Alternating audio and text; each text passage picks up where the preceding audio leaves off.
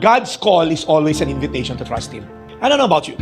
Pag tinawag ka ng Diyos, oftentimes, God will call us. In fact, saan mo ba ako, Lord, dadalhin? Secret. Di ba parang, ayoko, Lord, wala akong kasama. Hindi, hawakan ko yung kamay mo. Pero ang dilim, Lord, basta hawak ko yung kamay mo.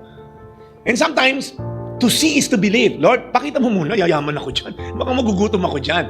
Anybody here, ayaw mo umalis sa lugar of compromise because you feel like, pagka sinunod kita, Lord, baka malugi negosyo. Pagka sinunod kita, Lord, baka mag-isa ako, Lord. Listen up. This is a total disruption. Ibig sabihin, binulabog talaga ni Lord ang buhay ni Abraham. Ang sinasabi ni God, ito, everything you built your life on, let it go. Why would God ask something so extreme? Listen up, this is very important.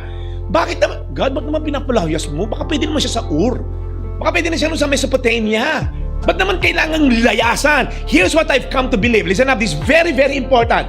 God wasn't punishing Abraham by asking him to leave Mesopotamia. He was actually freeing him.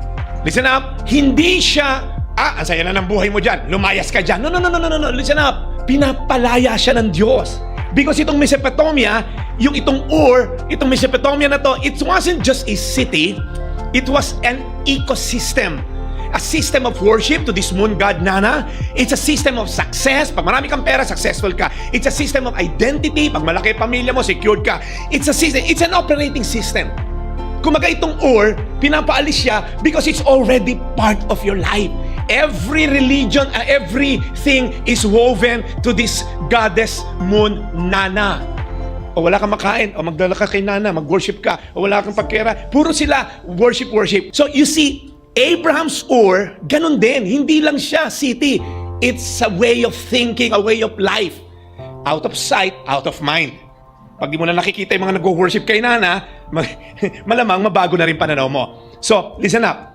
As long as Abraham stayed inside Ur, this ecosystem, he would never become who God created him to be. The cycle of pornography, the cycle of idolatry, the cycle of profanity, the cycle of insecurity, the cycle of chismis.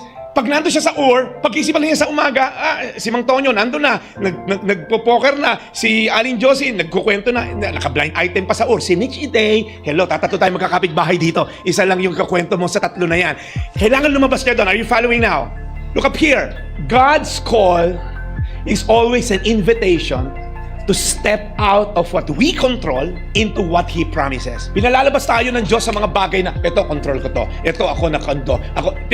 God wants you to be out of that control because what you control actually controls you.